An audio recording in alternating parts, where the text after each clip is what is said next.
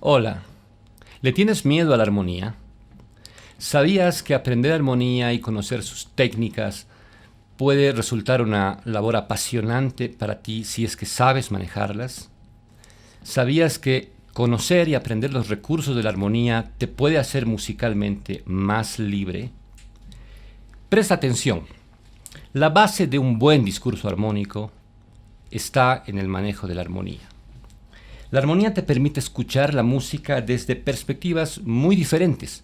Es como usar un lente de diferente color para ver un paisaje. Quiero que me acompañes y que con este curso tú lo compruebes y lo pruebes personalmente. Pero veamos qué es la armonía y cuál es su objeto de estudio.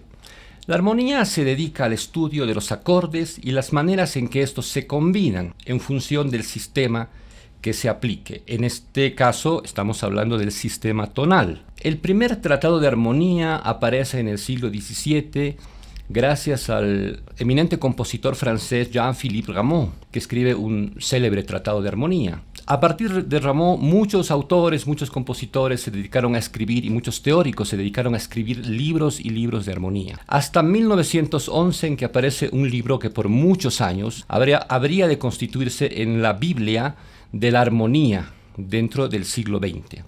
Y es el Tratado de Armonía de Arnold Schoenberg.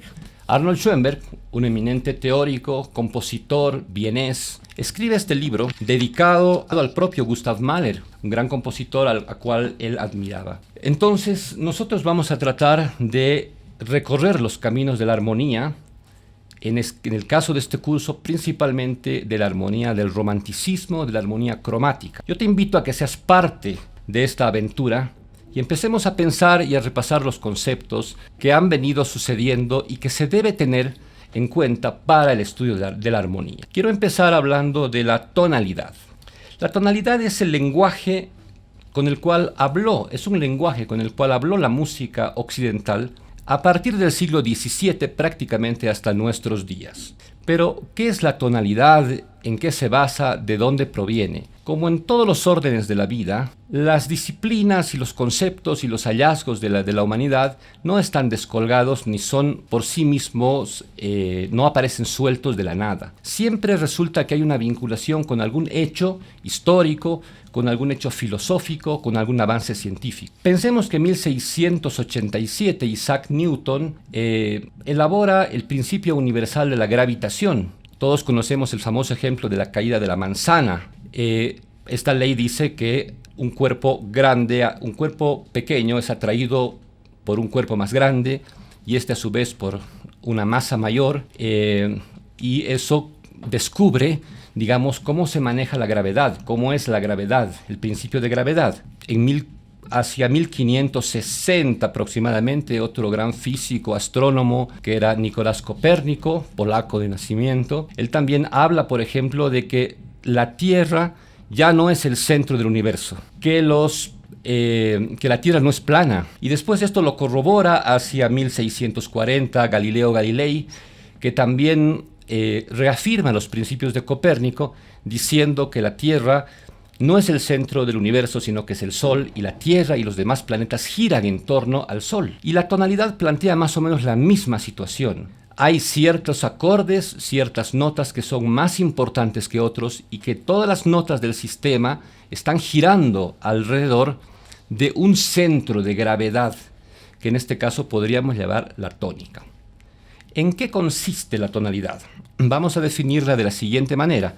Es un sistema jerárquico constituido por escalas mayores y menores que gira en torno principalmente a la relación que existe entre el quinto grado y el primer grado. Y por eso hablamos de los grados pilares de la tonalidad. De los 7 grados posibles de la escala heptafónica, sabemos que una escala heptafónica quiere decir una escala de 7 sonidos, que son numerados del 1 al 7.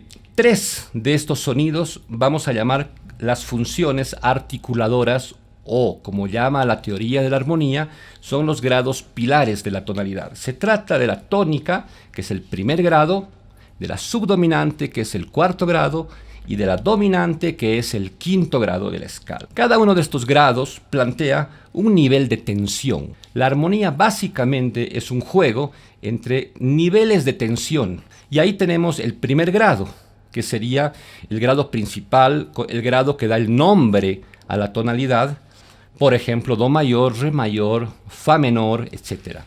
El primer grado representa el reposo, la distensión, digamos la paz, la tranquilidad.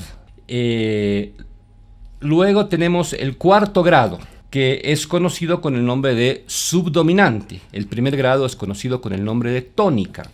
Esta subdominante, que es el cuarto grado, plantea una tensión, un nivel de tensión intermedio, genera una expectativa, genera quizás un sentimiento profundo. Y el quinto grado, que es conocido como la dominante, plantea una tensión máxima, una búsqueda de resolución, un dinamismo, es un grado luminoso. Eso es el quinto grado. Quiero ahora invitarlos a escuchar auditivamente estos tres niveles de tensión de los cuales estamos hablando. El primer grado, el reposo, la tranquilidad, la paz, la serenidad. El cuarto grado, una tensión intermedia, un avance en la tensión, un sentimiento profundo. Y el quinto grado, que es la tensión máxima, la luminosidad, la necesidad de resolución. Vamos a escucharlos, por favor, en el piano. Tónica.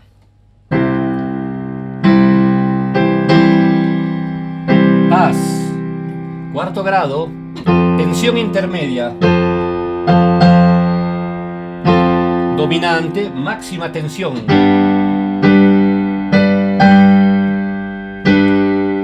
Tónica.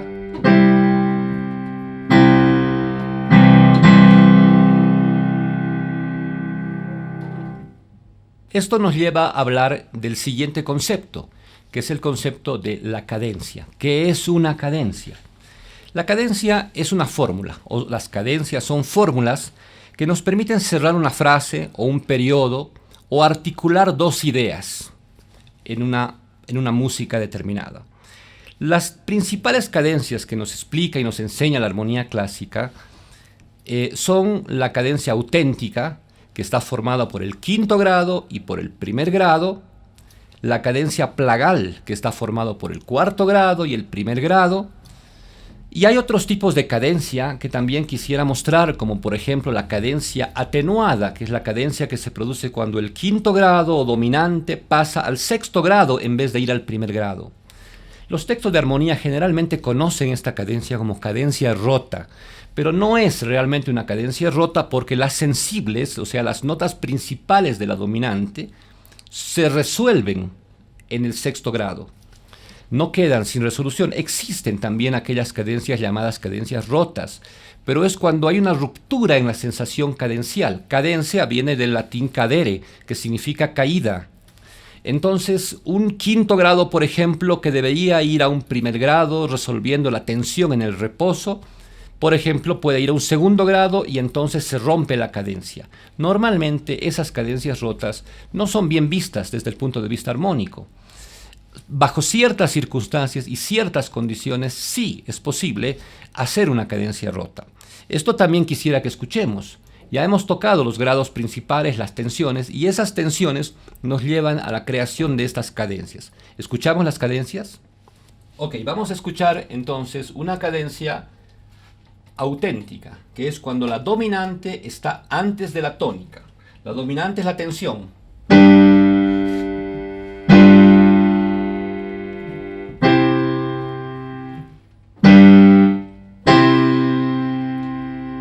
Eso se conoce como cadencia auténtica. La cadencia plagal es mucho más suave, porque no tiene la nota sensible, no tiene el séptimo grado que está presente en la dominante. Entonces, una cadencia de subdominante es esta.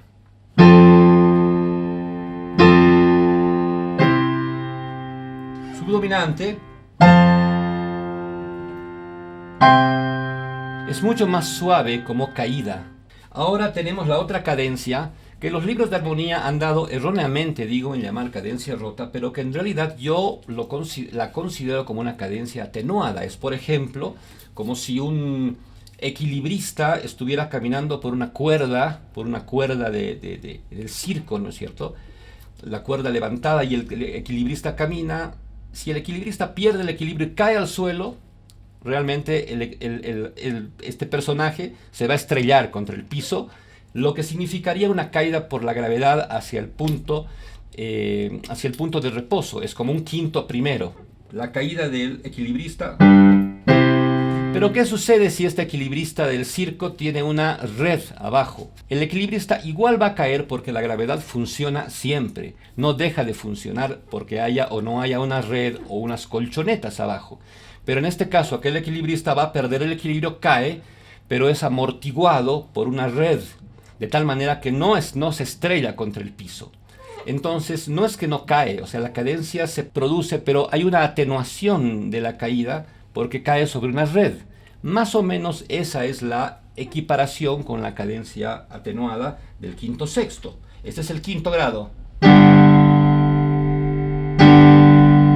Y el sexto grado, quinto grado, sexto.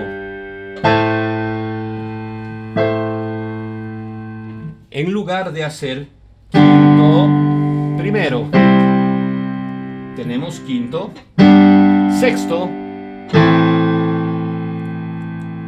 Esa cadencia no es propiamente una cadencia rota.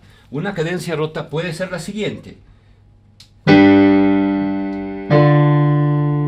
Quinto segundo es una cadencia rota que normalmente la armonía clásica no la acepta, porque no hay un proceso realmente de resolución de las notas importantes de esta cadencia de quinto grado. Quinto grado,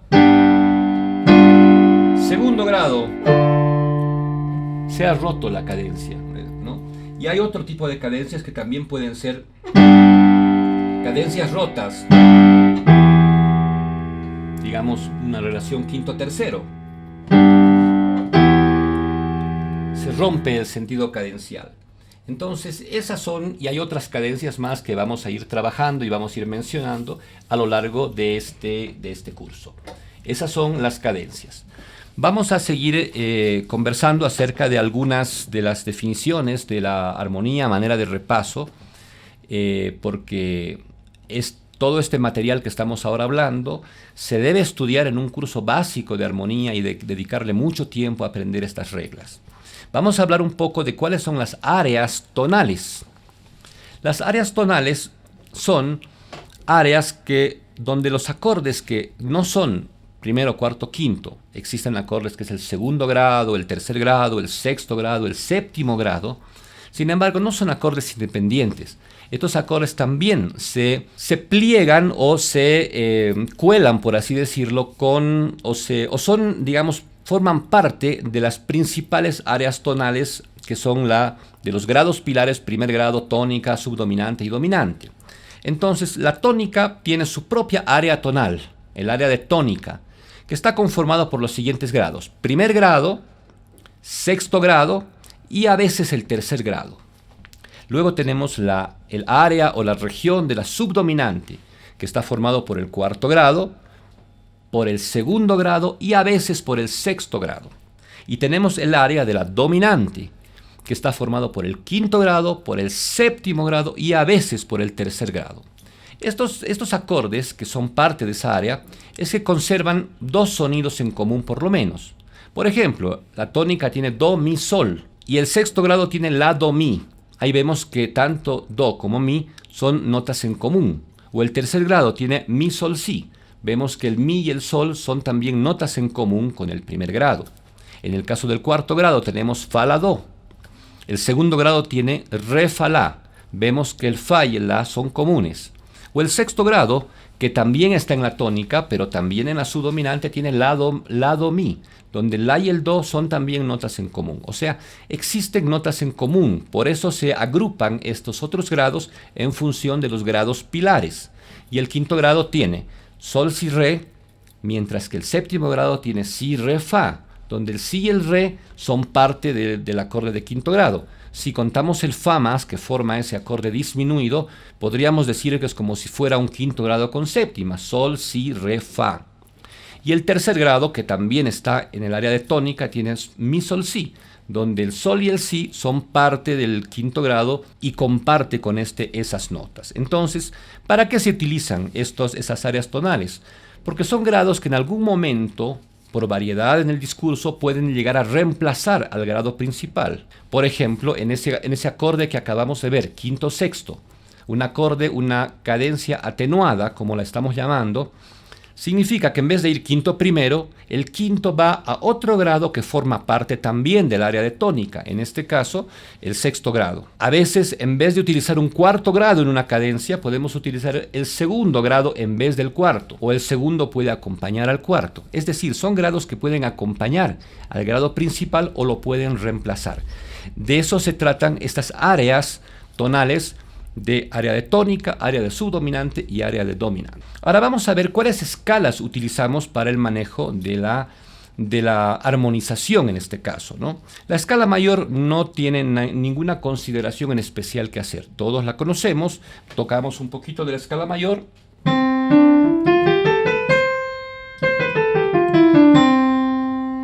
La escala mayor constituida por tono, tono, semitono, tono, tono, tono, semitono. Esos semitonos son como especie de puntos de atracción, como puntas filudas que tiene, digamos, la escala, porque jalan, al ser semitono la distancia más chica que hay en el piano, son jalados hacia la nota de arriba o hacia la nota de abajo. Constituyen después en el lenguaje de la armonía lo que llamaríamos notas sensibles, que no es solamente el séptimo grado la nota sensible, hay muchas otras sensibles que también iremos trabajando con el curso de las clases. Entonces, la escala mayor tiene dos medios grados, la relación entre el tercero y cuarto grado, que es mi, fa, y entre el séptimo y el octavo, que es si, do. Son los dos semitonos que existen, pero todos la conocemos muy bien esta escala y no hay ninguna variante por ahora de esta escala mayor.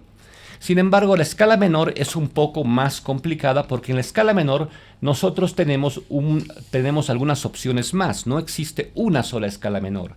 La escala menor se puede presentar bajo diferentes maneras. La primera manera es como ocurría en la antigüedad, como una escala natural, ¿no?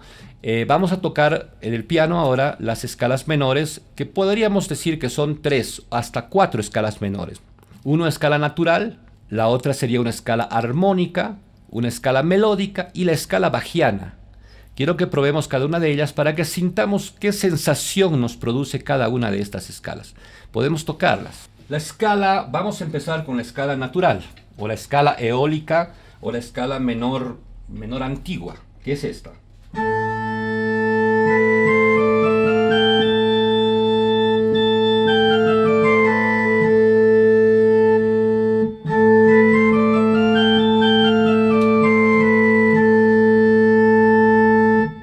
No tiene ninguna alteración y entre el séptimo y el octavo grado no hay una relación de semitono como había en la escala mayor. Escuchamos cómo sería la escala armónica, donde se corrige esa ausencia de semitono por un semitono y suena así.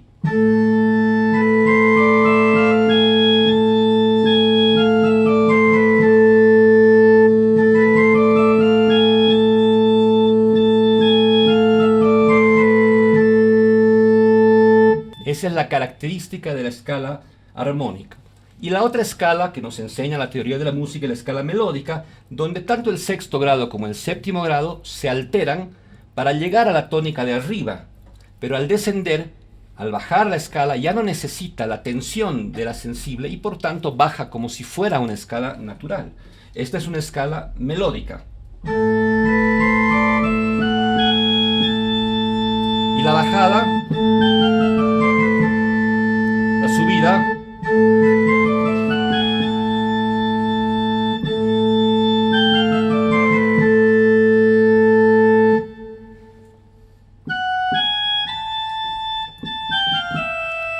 hay una diferencia en la bajada entre el sexto y el séptimo grado.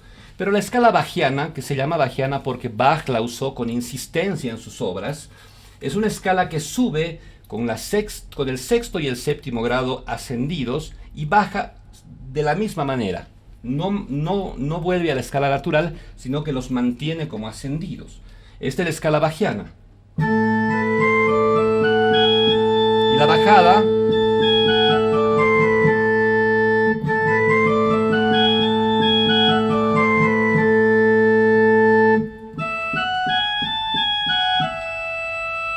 la subida y la bajada son iguales. Tenemos por tanto estas escalas que nosotros podríamos llegar a emplear cuando trabajamos en una armonización.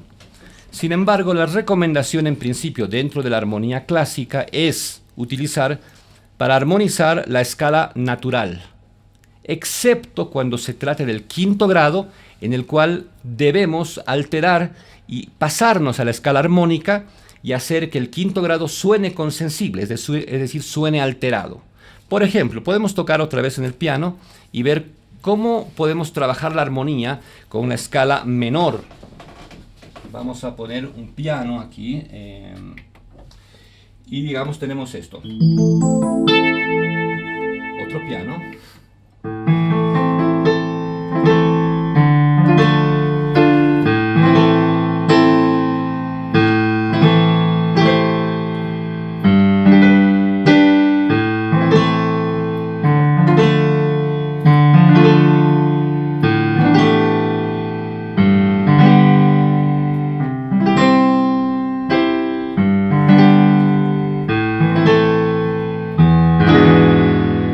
La dominante.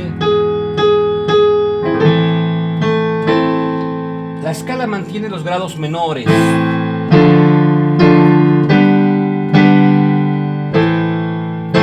Pero cuando llega la dominante,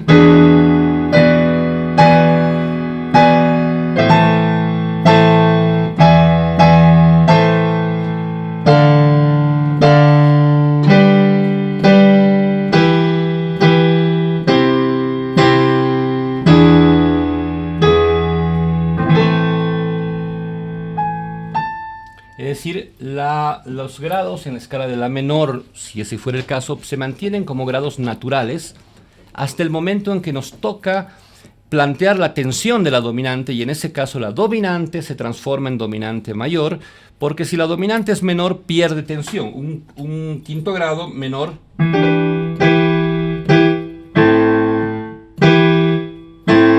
no produce tanta tensión.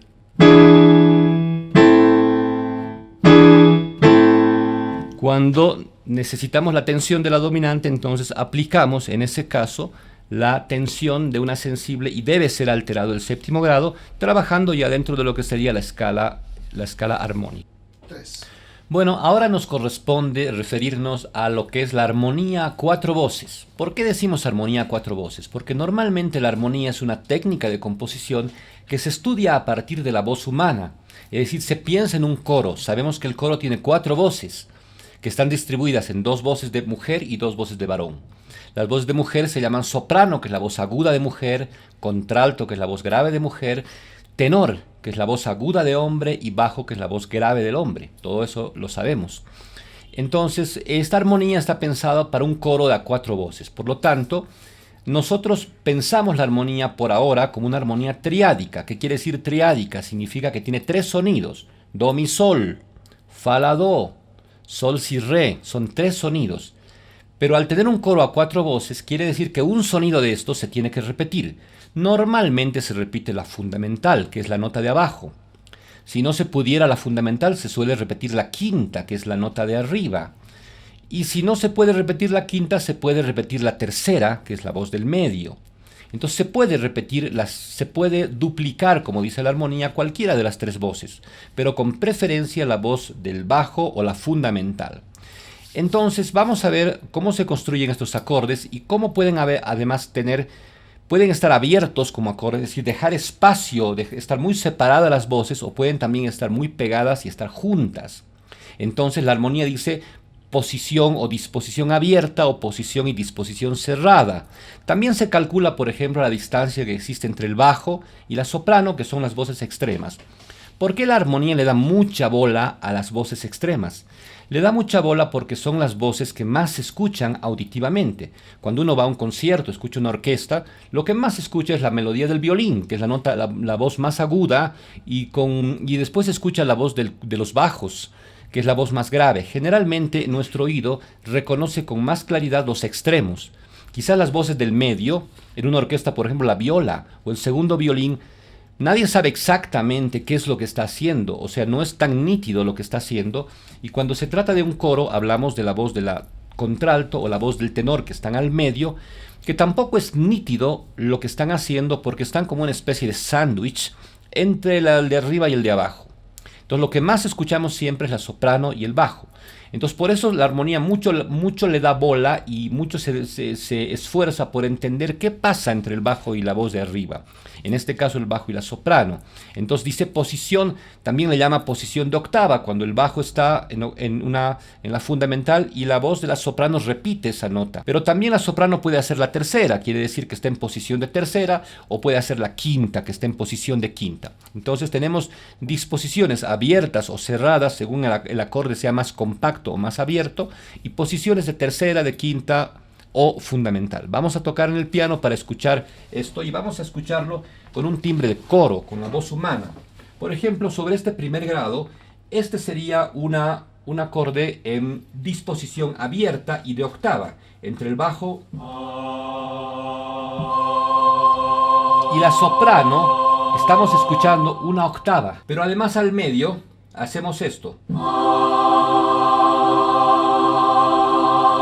Entre el bajo y el tenor,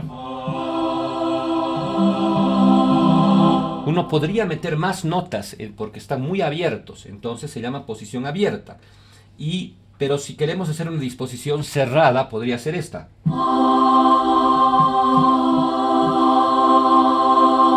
Ahora queremos hacer una posición abierta, pero o una disposición abierta, pero en posición de tercera. Pasaría esto.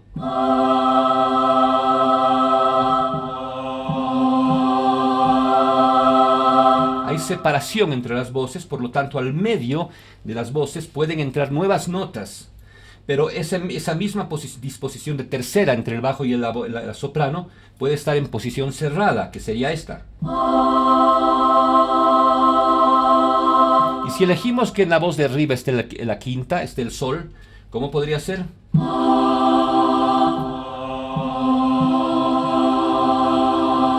Si elegimos una posición más aguda y más cerrada, podría ser esto. Entonces tocamos posición de octava abierta, posición de octava cerrada, posición de tercera abierta, posición de tercera cerrada, posición de quinta y abierta arriba. Bueno, de esa manera uno distribuye las cuatro voces en un acorde. Ahora, a partir de ahí tenemos que hablar de lo que son los enlaces, o sea, cómo se enlaza un acorde con otro. Y entonces hablamos de lo que es conducción de voces. La armonía también se refiere muchas veces a lo que es la conducción de las voces. Y la conducción de las voces significa que cada una de las voces del acorde es una voz, una línea que va a cantar una melodía, una especie de melodía, un canto, un melos. Entonces, en ese caso, porque si uno tiene esta relación, por ejemplo, fíjense.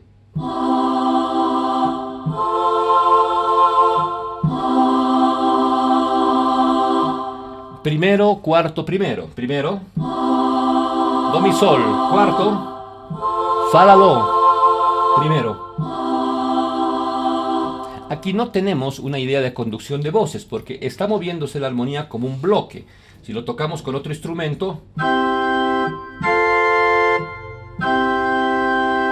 es un bloque que se mueve a otro bloque y vuelve al mismo bloque.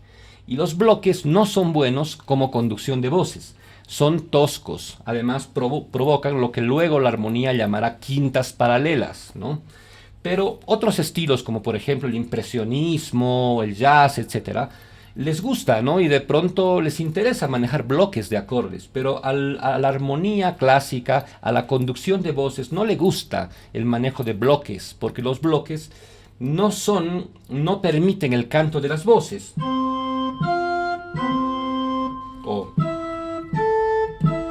no permiten que se cante. Entonces, ¿cómo sería una conducción de voces? De este primero, cuarto. Esto podría ser de la siguiente manera.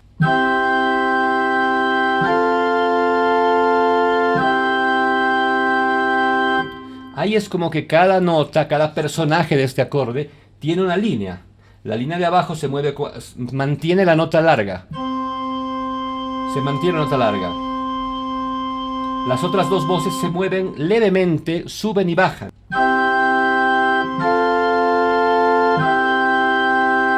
Y si además nosotros le incluimos un bajo que mueva las fundamentales del primero, cuarto primero, tenemos esto.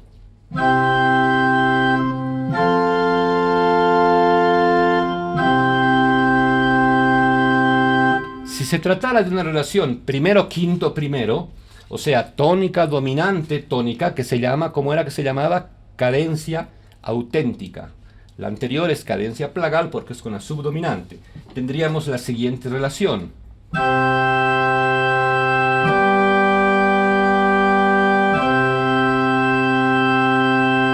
Las reglas básicas de la armonía nos dicen que si entre dos acordes existe un sonido que sea común a los dos acordes, ese sonido es mejor mantenerlo, conservarlo ligado. Y las demás voces deben moverse a la nota siguiente, siguiendo el camino más corto posible. Entonces, por esa razón, en esta primero, quinto, primero, el sol, do, mi, sol, con sol, si, re, el sol es la nota que es en común a los dos acordes. Por lo tanto, este sol va a quedar sostenido. En este caso, la contralto canta ese sol. Vamos a poner a un coro cantando esto. Entonces, vamos a escuchar lo siguiente.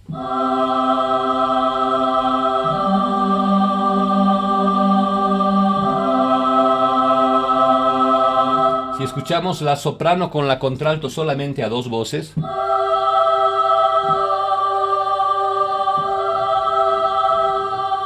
fíjense que la contralto se mantiene y crea esa idea de textura homogénea, pastosa. El bajo salta, hace do, sol, do, y el tenor do, si, do, va por grado conjunto. O sea, las voces deben tratar de moverse lo menos posible. Entonces tenemos el resultado. Primero,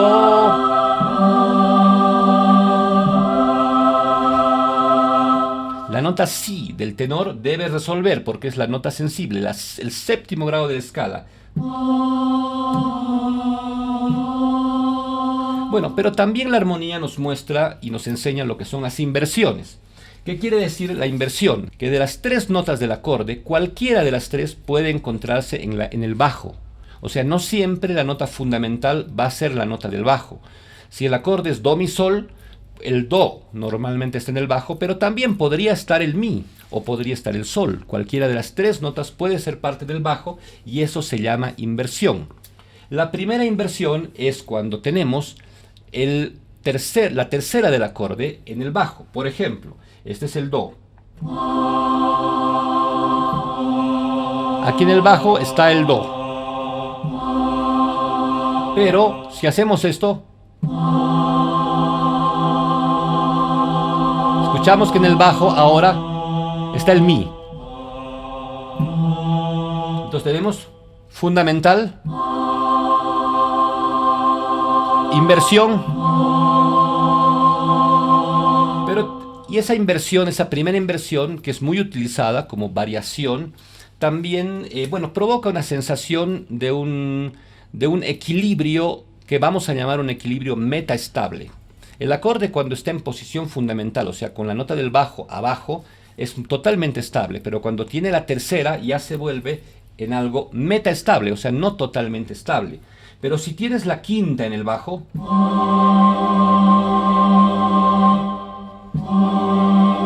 el acorde ya está en una posición, en un sentido de equilibrio inestable. Existe el cifrado, que son números que se ponen normalmente ponemos números romanos sobre cada grado de la escala. Cuando es primera inversión ponemos un 6 al acorde, al número romano, y cuando es segunda inversión llamamos en 6-4, en cuarta y sexta. Ahora, ¿para qué se usan las inversiones? sería bueno preguntarse cuál es el sentido de la inversión. En realidad se utilizan para dar fluidez, para dar variedad al bajo, ¿no? Y jugar también con la estabilidad de los acordes. Vamos a poner un ejemplo de un enlace en estado fundamental y después con inversión. Vamos a ver cómo se diferencia y cómo escuchamos las inversiones respecto al estado fundamental. Si nosotros tocamos, voy a hacer una relación primero, cuarto, primero, quinto, primero. Vamos a repetir. Primero, cuarto, quinto, primero. Parece una relación bastante aburrida, ¿no? Porque repite los mismos acordes. Fíjense cómo sonaría esto. Vamos a tocarlo en sol mayor.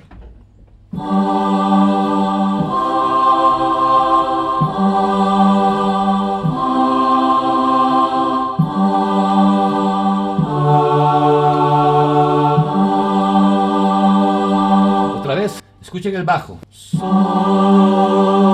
do, sol, re, sol. El bajo. Do, sol, re. No es muy repetitivo si ustedes escuchan. Pero si nosotros jugáramos con inversiones, podría ser de la siguiente manera.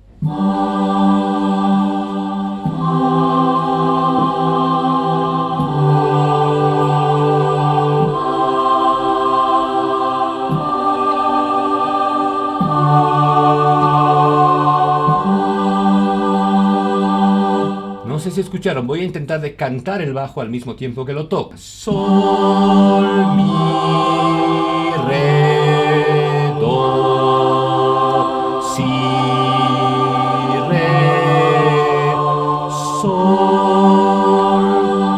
sol, mi, re, do, si. No sé si nos damos cuenta que ya hemos creado un canto en el bajo. No es solamente moverse de una a otra nota repetidamente, sino que el bajo ahora está cantando.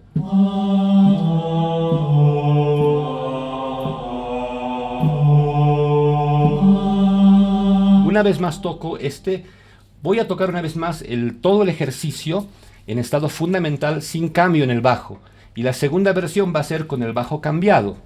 A ver si lo podemos escuchar otra vez y percibir el bajo. Una vez más.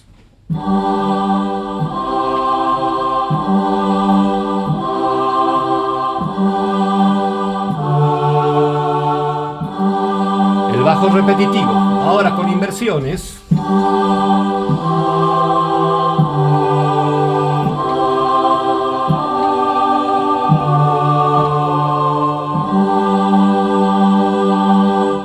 Hay una diferencia, es mucho más musical en este caso. Bueno, y vamos a ir a una temática más, siempre dentro de este ámbito de repasar los conceptos básicos de la armonía, que ese es el objetivo de este primer encuentro con ustedes en este programa, en estos cursos que estamos emitiendo, que es qué pasa cuando el acorde se vuelve de triada en cuatriada, ¿ya? O en tétrada, como también se dice, un acorde de 4 sonidos en vez de que sean de 3 sonidos. El acorde normal es de la siguiente manera. Perdón, aquí.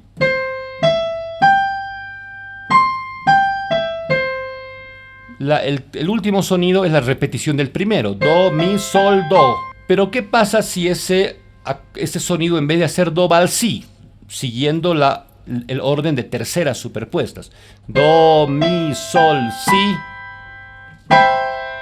Eso se llama una séptima. Fundamental, tercera, quinta, séptima. Acorde con séptima. Ya vemos que suena un poco disonante y suena con un poco de tensión. Una séptima siempre produce tensión. Entonces, podemos hacer la escala, en vez de que sea así, do,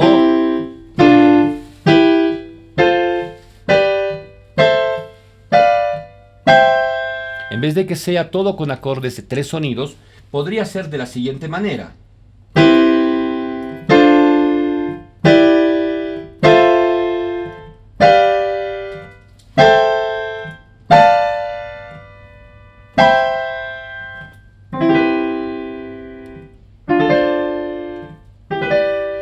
cada acorde con una séptima. Entonces entramos a un mundo mucho más disonante, a un mundo con más tensión, pero con un color también interesante que va a generar una especie de variedad cuando nosotros trabajemos la armonía triada y mezclemos acordes con séptima. Entonces, la armonía tradicional nos habla de que la séptima no puede aparecer de manera libre dentro de una armonía. O sea, no es que cuando yo deseo puedo introducir una séptima. Eso no ocurre, sino que yo necesito ciertos pasos, ciertos procedimientos para emplear la séptima. Y en este caso es la preparación, la producción de la séptima y la resolución. Es como que hay 3 momentos en la séptima. Preparar significa que esa nota que va a ser disonante se va a escuchar antes de que se produzca, como si fuera una consonancia. Después va a sonar la disonancia y esa disonancia va a resolver en otra consonancia. Consonancia, disonancia, consonancia. Ese es el proceso de la séptima. Por supuesto que estamos hablando de una armonía, en particular de un estilo que tiene que ver con la música barroca, la música clásica. Nosotros en el empleo libre que podamos hacer de esta armonía, quizás ya no necesitamos hacer estos pasos, pero es bueno saber lo que la regla nos dice y posteriormente nosotros ser un poco más libres y no hacer lo mismo, podemos jugar con mayor libertad. Pero si se trata de aprender la armonía a partir de reglas clásicas, las reglas clásicas nos hablan de la preparación y de la resolución de la séptima. Yo quisiera que toquemos un enlace y que veamos cómo es la preparación de la séptima. Vamos a trabajar con un órgano para que nos dé la sensación de lo que queremos mostrar. En primer lugar voy a tocar el enlace completo y después lo vamos a explicar.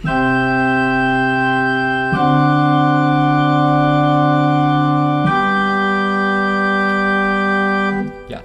¿Dónde está la preparación de la séptima? Si escuchamos el primer acorde, estamos tocando una tónica dominante tónica y estamos poniendo la séptima sobre la dominante, que ya es un acorde con tensión. Cuando ponemos la séptima sobre el acorde de dominante, hablamos de una séptima de dominante, y es que el acorde de quinto grado, que ya es un acorde con tensión, aumenta su tensión cuando uno le agrega una séptima. Entonces, en este caso, el primer grado empieza entre el bajo y el tenor con octavas, que es un intervalo completamente consonante. De pronto el bajo se mueve aquí, y aquí uno escucha la disonancia de la séptima o sea que hemos tenido consonancia, disonancia, consonancia. Esta es la preparación, se produce y resuelve. Y la séptima siempre va a resolver bajando por grado conjunto hacia la nota de abajo. Tocamos completo esta cadencia auténtica con séptima.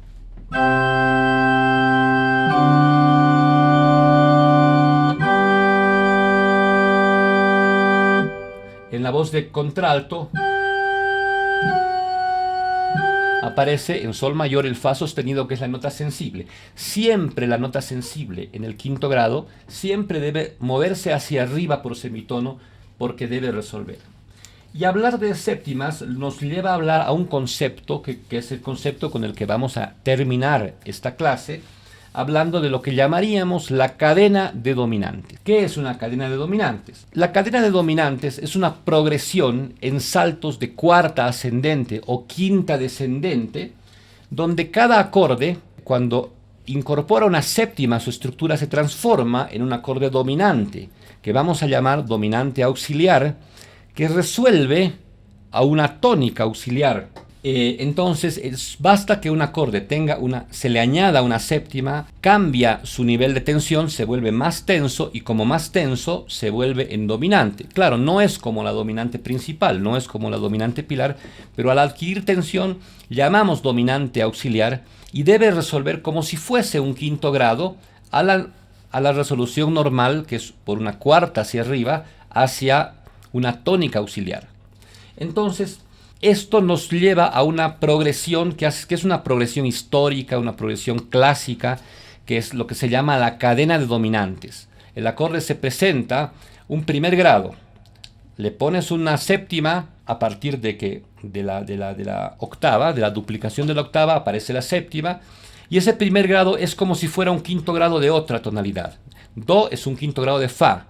Entonces el primer grado va a un cuarto grado a fa. El fa es un grado mayor. La repetición del fa en la octava, ese fa, después le pones la séptima y el fa baja al mi y hace fa la do mi. Y entonces ese acorde se transforma en dominante auxiliar. Y va a un séptimo grado, porque el fa salta una cuarta hacia el si. Y el si, que es un grado disminuido, no estamos tocando alteraciones. El grado, estamos hablando de una estructura completamente diatónica. Entonces si, re, fa, si, y el si se va a la, y entonces el si tiene séptima, y el séptimo grado va a un tercer grado. ¿Y el tercer grado cuál es? El tercer grado es mi, sol, si. Si haces mi, sol, si, re, le pones séptima y otra vez se vuelve en dominante, y ese mi va a un la. El mi salta a un la porque el mi es dominante de la. El la es el sexto grado que es menor. La, do, mi, la. Ese la otra vez baja al sol y se vuelve la, do, mi, sol. Y el la, el sexto grado va al segundo grado, re, fa, la, re. Y el re baja al do y se vuelve re, fa, la, do. Y el segundo grado va al quinto y el quinto al primero. Bueno, es medio complicado explicarlo en palabras. Es mejor tocarlo para que ustedes escuchen cómo sonaría esta cadena de dominantes. La cadena de dominantes en un modo mayor suena de la siguiente manera. Voy a ir relatando cada grado. Primer grado. Séptima. Cuarto grado. Con séptima. Séptimo grado. Con séptima. Tercer grado.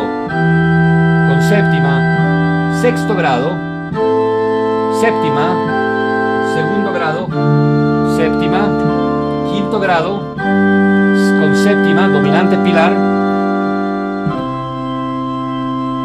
Si lo toco de corrido, ustedes vean que ya es una estructura musicalmente interesante y que ha sido utilizado por siglos desde la música, a partir de la música barroca. Esta estructura ha estado mucho presente en toda la música. Uno escucha lo siguiente, entonces toco de corrido.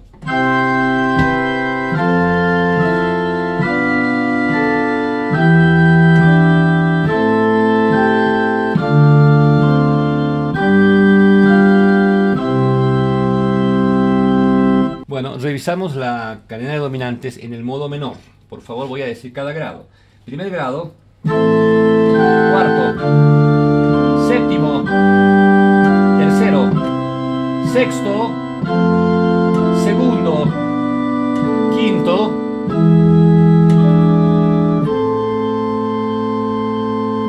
Entonces hemos escuchado esta cadena de dominantes, esta sucesión de saltos de una progresión que va por saltos de cuarta y que plantea una especie de copia a la resolución del quinto primero, ¿no? Entonces cada grado anterior es como la dominante del grado que viene. Entonces es interesante que nosotros ahora entremos al terreno del séptimo grado, porque esta cadena de dominantes que por ahora la estamos tocando diatónica, luego se va a presentar cromática, y el cromatismo obviamente nos va a llevar a un concepto distinto, que es el concepto de modulación, que seguramente ya hemos escuchado hablar de él o lo conocemos. La modulación, que significa en la teoría de la armonía tradicional cambiar de un grado a otro, o sea, cambiar de un tono, de una tonalidad hacia otra tonalidad. Eso significa modulación. Pero no es solo eso, hay muchos elementos que uno tiene que tener en consideración cuando se trata de modulación. Pero eso lo vamos a ver con detalle, porque es un capítulo importante dentro de la música. Entonces, hemos ido viendo en esta primera clase, hemos ido viendo todo lo que se trata de algunos conceptos de base, ¿ya? De algunos conceptos de base que seguramente cada uno de ustedes ya los maneja, porque nuestro curso, el que hemos planteado para esta ocasión, no es un curso de armonía cromática, de armonía romántica, que se supone que ya todos ustedes llegan con una base de armonía, por lo menos sabiendo estos conceptos. Lo que pasa es que hay terminologías y hay conceptos que es importante repasarlos antes de arrancar con las nuevas temáticas. Yo he querido mostrar en este primer encuentro, he querido mostrar los conceptos básicos, mostrar ejemplos de los conceptos básicos, de las cadencias, de la manera en que se enlazan los acordes, y a partir del próximo encuentro, de la próxima clase, empezaremos a hablar de algunos conceptos también que todavía forman parte de la armonía barroca o clásica, que es el concepto de modulación. Vamos a hablar de los acordes prestados. vamos a hablar de una cantidad de otros temas, de las texturas, que son tan interesantes, pero el propósito para nosotros a lo largo de este curso es principalmente que estos elementos, estos recursos que estamos aprendiendo, podamos utilizarlos hoy en día en la música que hacemos. Muchos me han preguntado, pero ¿para qué yo quiero aprender una armonía clásica, una armonía barroca? Si hoy día la música es diferente, hoy día se escucha reggaetón, hoy día se escuchan baladas, hoy día se escucha pop, hoy día se escucha rock progresivo. ¿Y cómo es que esta armonía me va a servir para eso si yo quiero hacer esa música o quiero tocar folclore? Pero yo voy a demostrar que esta armonía está presente en todos estos géneros y en toda esta música, donde se han liberado algunas de las reglas que atan a la armonía tradicional, justamente porque ya no se trata de querer copiar un estilo de hace 2, 3 o 4 siglos, sino de entrar en un estilo que es parte de nuestra época. Entonces, pienso que el conocer estos recursos, al que le interese, le va a servir para analizar y para estudiar y para escuchar la música clásica o para interpretar la música clásica. Pero también vamos a ver que esta misma armonía podemos trasladarla en un arreglo o en una composición musical hacia un lenguaje y un pensamiento totalmente moderno ligado con la época en que vivimos. El desafío de este curso es básicamente eso, tratar de aplicar estos recursos de la armonía a la música que nosotros escuchamos y la música que nosotros hacemos en el siglo XXI. Espero que esta clase introductoria haya sido una clase beneficiosa, una clase de recordar para muchos conceptos que quizás ya han aprendido hace un tiempo y algunos tal vez los están aprendiendo. A mí me gustaría que quienes estén en una situación de aprendizaje todavía no muy avanzado, también puedan consultar hoy día en las redes sociales, en el YouTube tenemos muchísimos tutoriales que nos pueden ayudar a entender si es que tenemos algún vacío en estos temas que hoy he hablado. Creo que se puede recurrir a algunos y vamos a tratar de proporcionarles algunos links para que ustedes puedan ver lo que existe en el Internet. No vale la pena que nosotros lo hagamos y puedan, digamos, recordar o reforzar estos contenidos básicos. Nosotros vamos a seguir avanzando. Clase a clase hablaremos de un nuevo contenido, de un nuevo material y esperemos que en muy poco tiempo estemos ya trabajando con los arreglos y con la música que nosotros queremos. Bueno, queridos amigos, eso es todo por hoy. Los espero en la próxima sesión, la próxima semana, con una segunda clase. Muchísimas gracias y bueno, mi nombre es Gastón Arce, un saludo para todos ustedes.